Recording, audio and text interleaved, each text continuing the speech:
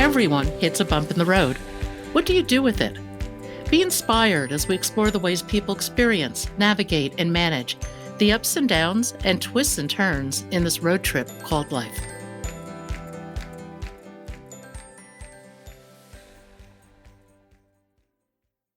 Cynthia Toussaint was born to be in show business. She danced, she loved to act, and the camera loved her. She was on the fast track to stardom. Then, one day at the ballet bar, her hamstring popped. But it was more than a muscle pull. The injury would devolve into a decades long medical mystery, leaving Cynthia with progressive, chronic, incurable pain that would eventually be diagnosed as complex regional pain syndrome, or CRIPS. Her book, Battle for Grace, is a story of this remarkable woman's saga. I am very grateful to welcome Cynthia Toussaint. Welcome, Cynthia. If you would, you have decades of stories to tell. I know that, but give us an overview of your story. Okay, so the Reader's Digest version, I guess, which is still long. So I'll try to, not make. I'll try to shorten it. So, gosh, when I was 21 years old, I had truly a heavenly life. I mean, the world was at my fingertips. I was an accomplished ballerina, my greatest love. I was a singer and dancer, and I just landed a part on the TV show Fame, and woo, I was like, it was off to the stars. And then one day at the ballet bar, I tore the hamstring in my right leg, and that triggered the chronic pain disease known as complex regional pain syndrome, or CRIPS, also known as a suicide disease. And with time, that spread and basically, like, pretty much robbed me of everything. My heavenly life turned into an utter hell, and I was being tortured 24/7. I mean, neuropathic pain is considered on the McGill scale the worst pain in the world, worse than cancer pain. So you can imagine that. I was bedridden for 10 years. My family started abandoning me. The doctors were saying I was crazy because, I was only a woman anyway. And there's so much gender bias when it comes to pain. Even though we women experience far more pain than men, we're not believed. And so I was told I was actually crazy for 13 and a half years. And I just eventually, my wonderful partner, John, who I didn't lose, I'm still with him. You're 40. He's still with me, but we couldn't have a baby, which completely broke my heart. One of the greatest tragedies of my life. And also I'd lost my career, which I basically lived and dreamed to perform. So, what was I going to do? With time and a lot of anger and a lot of maladaptive behavior, I started accepting what had happened to me. And I have a real strong sense of self. And I have a spark that I always feel like I was born with a fire in my belly, and it flickered, but it never went out. Although I get really depressed with a lot of, which is really typical for chronic pain. And then I started thinking about suicide a lot as really a coping mechanism when I look back, because how do you survive all this? Then I eventually in 2002, after doing a lot of HMO reform, because I was getting undercare and I wasn't being diagnosed and I was being abused. And we were all just hearing about HMOs and how they were hurting people. And my ballerina to bedridden story became very well known. And I realized that I loved that work. The news was coming to my home, I would say, to interview me from my bed a couple times a week. And I had a voice there, and I got to say what was happening to me. And I guess I kind of discovered that I'd probably be a good spokesperson. And so much of surviving, chronic illness, chronic pain is reinventing yourself, acceptance that you're not going to have the life that you had and the life that you dreamed of having. And so I started doing that. And I was doing press conferences. I love doing that. And then in 2002, I started my nonprofit For Grace, and that was originally to raise awareness of CRPS, CRIPS, and then with time, it was all about the gender bias and helping women with high impact pain like myself. We women are predisposed to all of the chronic pain diseases. We feel pain more intensely than men, surprisingly, because women don't believe that because we have the babies. But it's interesting, when we do before childbirth, our brains secrete hormones into our bodies, chemicals into our bodies to make make our bodies more like a man's. And yet, even though we experience so much more pain, when we tell our doctors, when we report our pain to our doctors, we're told that it's hormonal. All in our heads, we're given sedative and psychiatric referrals, whereas men are taken seriously, men with pain, and they're treated well. So that needed to change. So that's what we're doing it for Grace. It has changed. The work has changed the focus, because in 2019, last year, almost to the date, on July 3rd, so I was diagnosed with triple negative breast cancer. And so that's my new passion. And that actually made me cry. And this is a new thing for me, because I haven't cried almost for a whole year. And this is a really rough diagnosis. And so the work at For Grace has changed sort of to, we still do the gender bias and women in pain, but we also do something called the Pain Cancer Connection. I think it's fascinating, and it's really important that we all know that chronic pain and all of its inflammation and all of the fallout, like for me, it was a very toxic family, trying to take care of that family since I was 7. That can cause cancer. And when my doctor said that that's what caused the cancer, that's actually was one of the gifts. I've received a lot of gifts from cancer, and that was one of them. I was finally able to walk away from a powerless situation, trying to fix something that was dysfunctional and I could never fix. That was a huge gift. Well, why did it take cancer to do that versus Crips? Because with cancer, I'm fighting for my life. And that I realized that being the fixer, which women in pain generally are, might kill me. And I want to live. It's a really good question. I just finally was able to walk away. I also thought that the cancer was telling me something. It was a wake up call. It's like, what am I doing wrong? Because I thought, well, I got a great diet. I can't stop me from exercising, and I've exercised all through chemotherapy, and a lot, So, and I have very meaningful work. I do things that give me joy, which include, I love to travel. And the only place that I saw, as far as lifestyle choices, where I was really failing was stress management. And no matter how, I love integrative care. I believe 100% in integrative care. And no matter how many times my doctor said, Cynthia, you're always trying to fix the failure, and you work too hard, and you got to find balance. I was never able to find that, and I never slept well. And so that's where I was just really doing a bad job. And the cancer woke me up to that. And I've pulled back with work, which is, I say with a smile. I was such a workaholic, and now when I work, I really love it. I don't resent it. And we even just pushed back a conference that we're going to be doing called the Pain Cancer Connection. It was going to be in September, Pain Awareness Month, and we changed it to February. I and my sisters in pain, the planning committee. And I feel really proud that we did that together, that we're going to give me time for healing. Because I'm going through a lot of treatment right here, and I'm doing it all integratively. How are you managing the chemo with the Crips? You've taken a kind of a very integrative and thoughtful approach to that, haven't you? I sure have. And my integrative doctor, I'm really proud. He said to me like 2 visits ago, I see him every week for acupuncture just before an infusion. And he said, you're the only patient I've ever had who is in control of your cancer care. And he treats people with cancer all the time. And he's always been showing me, guiding me as to how to do this. And I also have colleagues who are integrative doctors, and they help me too. But I've learned, frankly, that Western oncologists, they just know so little as to how to keep you well while you're fighting for your life with cancer. And that's very disturbing to me. My first medical oncologist, when we talked about chemotherapy, I wasn't sure if I was going to do it or not.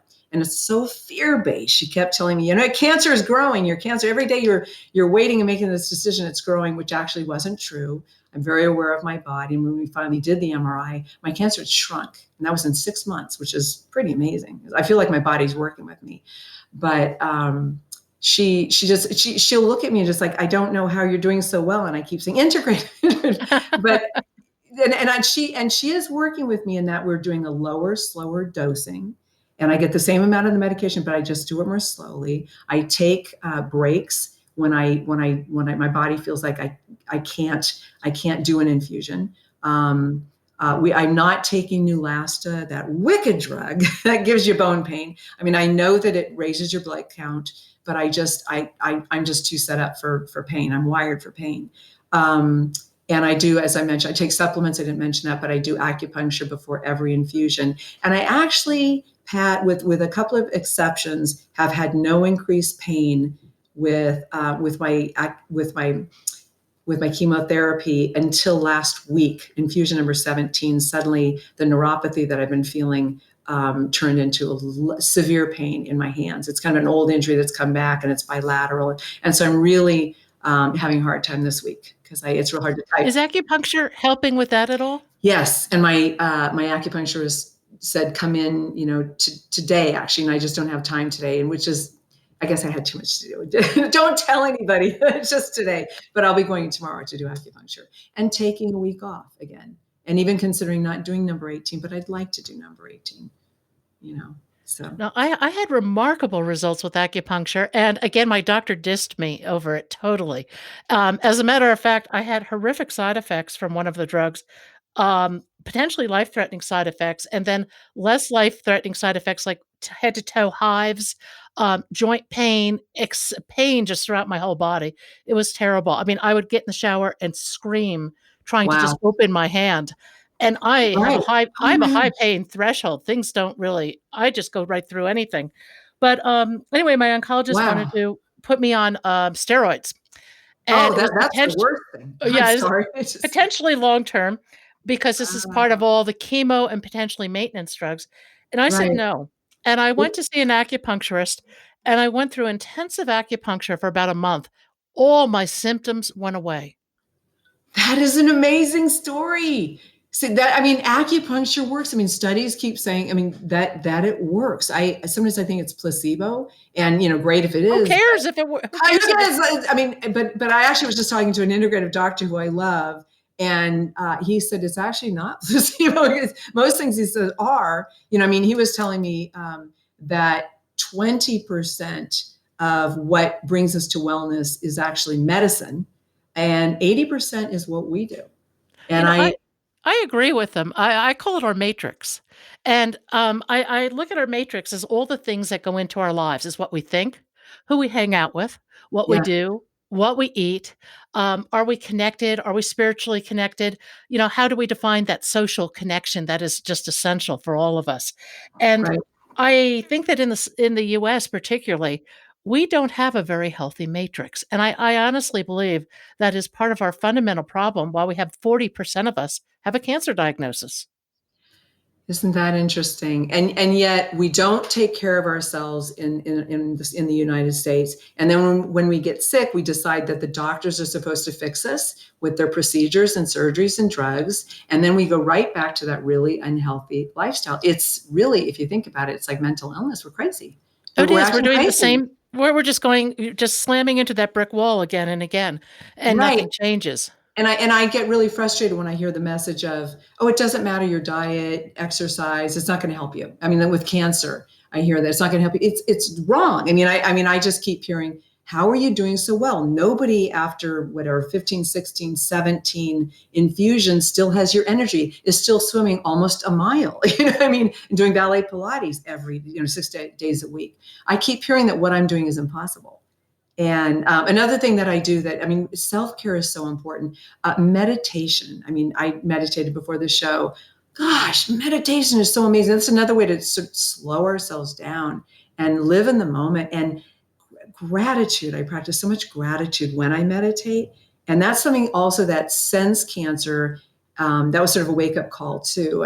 One of the gifts of cancer, I have so much more gratitude. I was just sitting, John and I live in a condominium. We're isolating, right, together. And we were sitting out on one of our balconies and just feeling the sun and looking at the flowers. And I got weepy. I'm so grateful to be here. It's amazing. I never thought that I would even fight for my life if I got cancer. I've said many times to John, if I ever get cancer, I've said that treatment would not be an option for me. I'm too sick.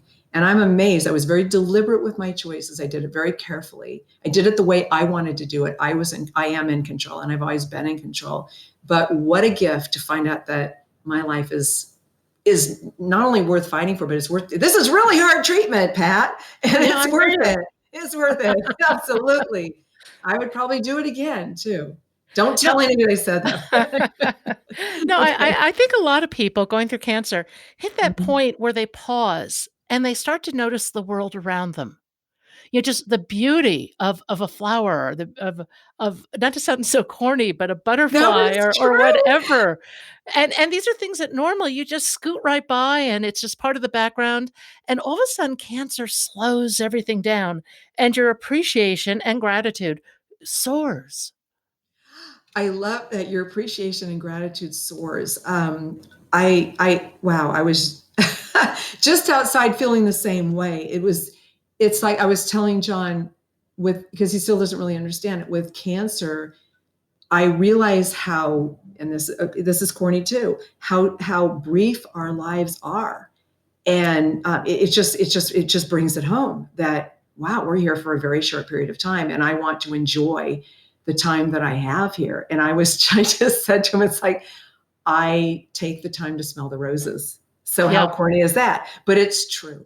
It Cancer changes everything, and yeah, it's just it's that life and death. I'm fighting for my life, and I in many ways that is a gift because you enjoy every moment. I have so much gratitude for every day. I am grateful for today. That's how I start every day. But Well, I also can't go ahead. yeah, Your no, go turn. ahead. I also No, with cancer, we have a lot in common. I bet with cancer, there's so much anxiety, and that's the part I don't like. I mean, it's really you start thinking about recurrence almost like before you're even done with treatment. Will I have a recurrence? Will I not? And I have to make a decision on surgery, and I'm trying to figure that out. Although my integrative doctor is saying, don't think about that until you're done with your the chemo. And it's so there's so much anxiety with cancer as well, which people with pain don't really understand. So it's hard there to. there is. I think and with I think meditation helps because it brings you into the present moment. And certainly one of the lessons I've learned, which is sometimes really hard to apply, was that only this moment exists now. And if you can truly be intensely present, your fears for the future fall away, your regrets about the past fall away. You're just here now. And it's an optimal way to live, I think, but actually doing it when you're under stress or you're quarantined or you haven't talked to another person for 3 months is a hard Uh-huh. thing to do. Yeah, I mean that's where we find peace is when we're living in that moment and sort of being like if you breathe, if you go into the breaks of breathing and the breaks between our thoughts, that's where we're free, where we're not. It's almost like with acting. If you're in the moment, that's the only time you really nail a scene. I mean, when you're not thinking about, there is no future really. The past is it doesn't exist. There is no future or past. It's only right now, and we can't get a breath from the future. We can't pull up a breath from the past. So I just love being in the moment when I can get there. But you're right. With anxiety, it's hard. But if you do, for me, it's mindfulness meditation. My shoulders have just lowered, and I'm just so aware of how emotions make me feel, good and bad. And then I, change my life and my habits accordingly And as best I emotions and can. thoughts. I watch my thoughts go by, and if I catch a bad one, it's like, "Why are you thinking that?" Negative self-talk, sort of, right? Yeah. Where's that coming from? Get rid of it, you know?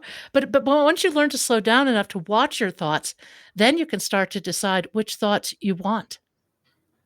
I love that. I'm going to start doing that because I'm not as good at that as you are, I don't think, Pat. I need to learn from you. I need to Well, come to New Mexico, yeah, Santa Fe, you and need to learn come that. to New Mexico. It's I need to come gorgeous to New here. Mexico. Yes, exactly. Everyone does. No, no, no. New Mexico's terrible. That's Stay right. away. Never mind. You're talking about being so present moment when you act. Is that part of the lure of acting? The lure of acting. I think, yeah, I think being in the present moment and forgetting who you are, no matter how wonderful or horrible your life is, I do a lot of acting now, and I'm going to start again because I'm doing things that I love to do. And yeah, it's when you can. It's sort of, it is like meditation, because when you can forget about that future, the past, and you're just in the moment, you actually become the character, but you bring yourself into the character. And I mean, it's just such a, I'm sorry, it's just such a high. It's such an adrenaline rush, and I sometimes will cry afterward and hug my scene partner, because it's so amazing to find that, and it's so difficult to find it. No, I can relate to that. I would say that I got that flying sailplanes, and Oh, it's very intense, very intensely present moment. And when you land that plane after a long day in the air, wow. where a mistake could kill you, and you come down and you land. And I remember one landing in particular where I was so intense and so in the moment. I could this was back east, close to sea level. I could almost feel the individual blades of grass as the fiberglass belly slid down not slid, but passed in that air pillow down the runway. It was just exquisite. Wow. So I have not heard that story before, Pat.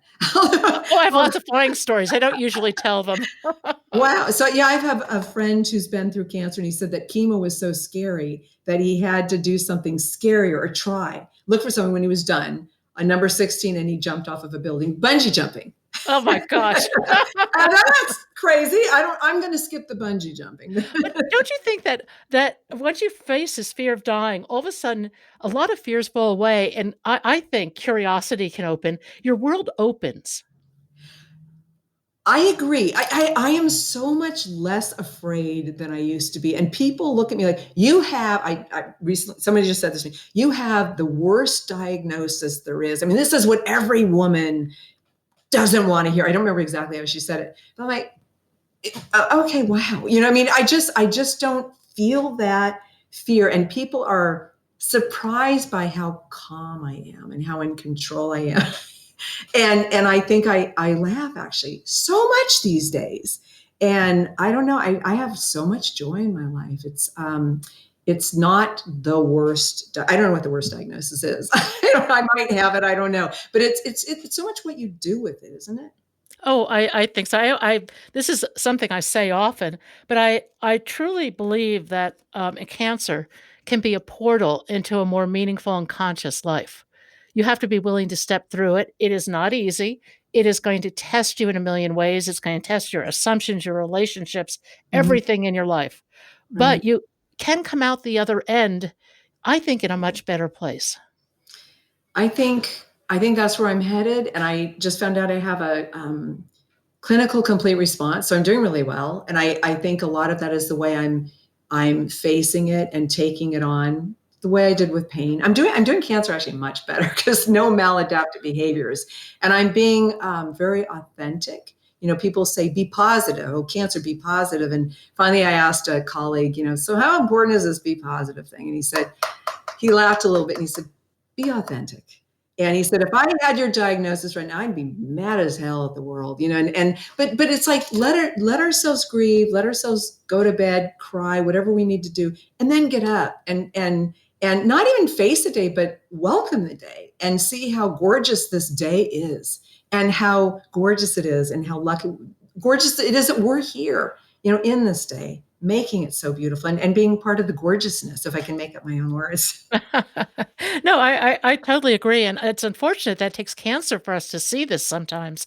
But it is that piece of the experience is, I hate to say a gift because so many people hate that word I love the word. associated with cancer. But Yeah. I think that I do think it is a gift to be so deeply aware and appreciative of this life. Right. And how else can we, I wonder, is there any other way to feel this? Because I No, never had it before. but I don't think there is, and it's partly because of the way humans process things. We don't know hot until we know cold. We don't know That's true. dark until we know light. I Right. don't think we can appreciate a life until we face death. That's so fascinating. And I think you're right. And I have had not even moments, but times where it's, well, I guess no one survives this, and I've planned it.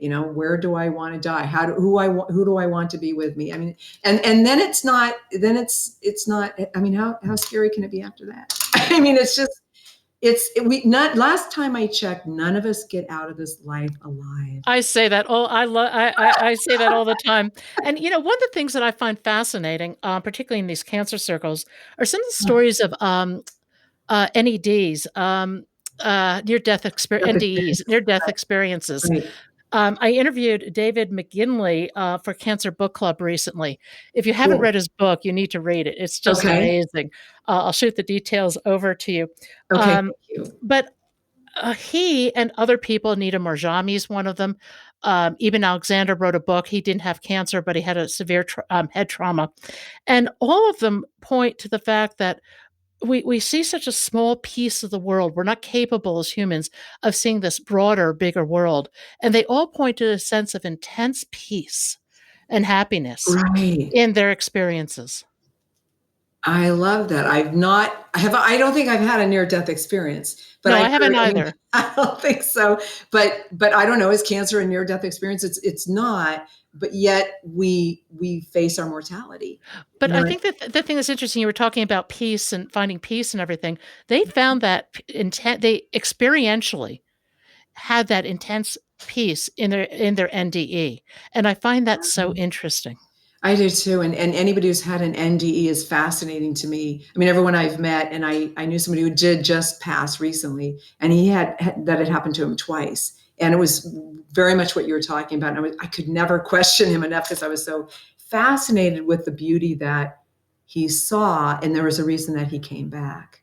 And now that he's gone, I'm really at peace with it because I know that he was, Yeah. and it wasn't scary. It was, I miss people who die, but it's not scary anymore. I think that's another gift of cancer is I don't get frightened anymore when people that I love die, but I miss them. Oh, of course. Yeah, no, Really. I agree. And I think cancer teaches you, as we've been saying, to focus on where we are now and to use our gifts well. And you're using your gifts so well and for the benefit of a lot of people. Thank you so much. And well, so much of it is following my gut. And it's just something that I think we all need to do. I mean, our guts never lead us wrong. And also not putting our power in, not handing our power over to a doctor. And then when they say we're crazy or whatever, risk our lives with chemo or something, we don't really have anywhere to go. I mean, but if we hold on to our power, then we don't let ourselves down. I think that's so important that we empower ourselves and know that we're really in charge. We make the decisions, all the healthcare decisions. No, you have to be CEO of your own health because There you go.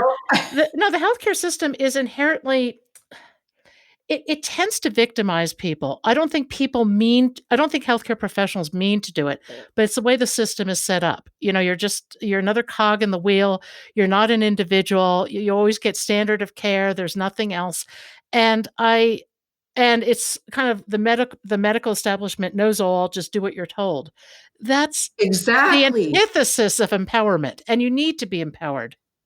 Right. And standard of care isn't always the best thing. I mean, one of the doctors that I work with says, he's integrative, and he said, I was standard of care contributed to deaths.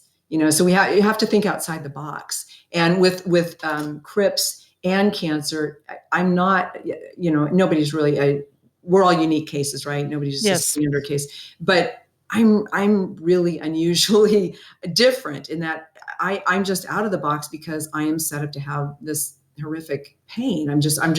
I'm wired for pain. So cancer care it's scary, but I'm navigating it really well. And Yeah. I think and something I want to bring up too is that I'm not anti-medicine at all. I'm in favor of bringing together these different facets of medicine for your optimal personal result, and that includes traditional medicine. I mean, Exactly. yeah, Well, I mean, if um, I have appendicitis, I want a surgeon. What I mean? absolutely, yeah, And that's what integrative care is, and people get confused. I mean, it's traditional Western care, it's also complementary alternative, and it's all important self-care. So, I mean, yeah, people think with integrative they're losing something, but no, we're gaining so much. It just makes absolutely. sense. Yeah. No, Yeah. it's additive. It doesn't take anything away. Exactly. Well Yeah. put. Right. Tell me, if you could rewrite your story, would you? Oh, I'm not going to answer this the way you want me to answer it. I No, think I have no expectations. okay.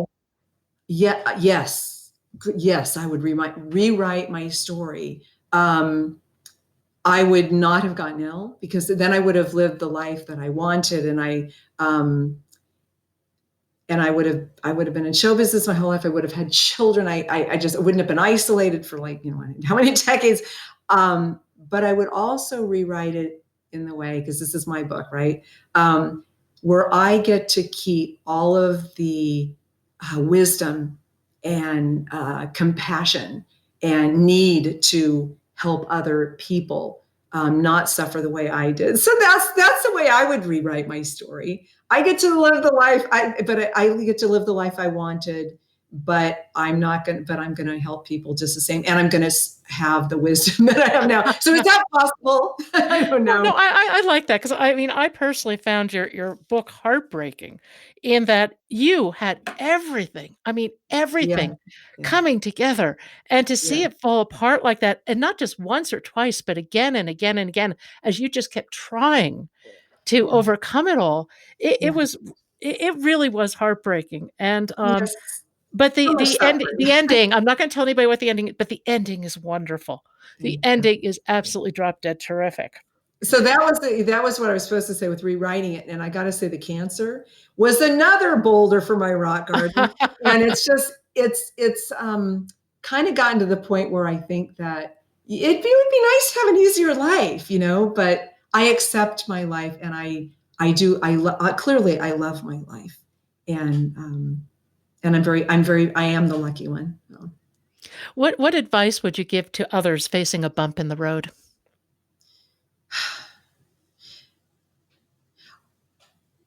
I would tell them again to always follow your gut. Don't ever question your gut. Don't hand over your power. Know that you're the expert with what you should do, and stay in control. A lot of things that I've already said. Also, it's imperative that we take responsibility for our wellness. And I think that a lot of people, including me when I first started, we don't want to hear that. It's like, no, I didn't want to get sick. I'm not supposed to be responsible. But know that doctors, they mean well, but they're not going to go home and live with the outcome of whatever happens. It's you make decisions for what's going to happen to your body, and trust yourself with those decisions. Know that, again, you are the expert, nobody else. We know our bodies better than anybody. And we're all really smart people. And doctors care, but you're another patient. And to you, you're the world. So remember that. You're important.